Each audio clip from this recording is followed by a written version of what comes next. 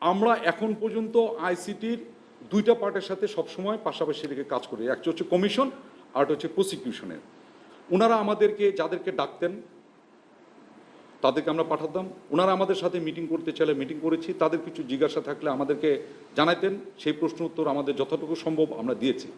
কিন্তু এটা ঠিক কে কার অভিযোগে কে কতটুকু দায়ী, কে কতটুকু অপরাধ করেছে, এই বিষয়গুলো ওনারা জানেন, আমরা এখন পর্যন্ত জানি না। আমাদের কাছে এখন পর্যন্ত চার্জশিটের কপিটা পর্যন্ত আমরা মানে কি, এটা তো ইন্ডিভিজুয়াল পাবেন, মানে আপনাদেরকে। আর এটা নিশ্চয়ই আমি আমার একটা গোল টেবিলে বক্তব্যতে বলেছিলাম, এটা আপনারা অনেকে হয়তো জানেন।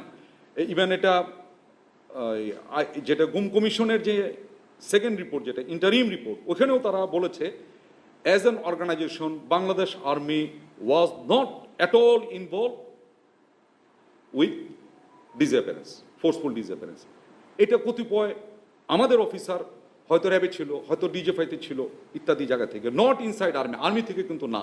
আপনারা এটাও একটু ক্লিয়ার করে নিন যে এই আমাদের অফিসার যাদের সংক্রান্ত এই যে 15, 16, 17 জন যাদের কথা বললাম, এই সবগুলো যে ঘটনা যেগুলো বলা হচ্ছে সেগুলো ছিল তারা আইদার র্যাবে ছিল অথবা ডিজিএফআইতে ছিল ইত্যাদি।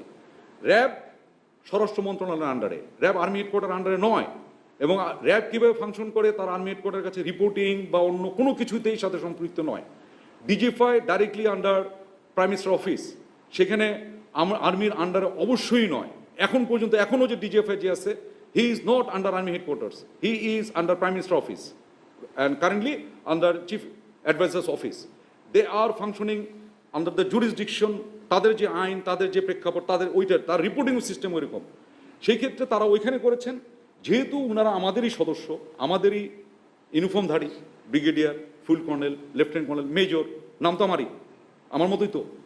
সুতরাং এখন তারা আমাদের হেফাজতে আসছেন। এখন এটা হচ্ছে ইন্ডিভিজুয়ালি কে কতটুকু জড়িত ছিল সেই বিষয়টা আমাদের কাছে এখন নাই। চার্জশিট আসবে, ডিটেলস আসবে, দে উইল ফাইন্ড আউট।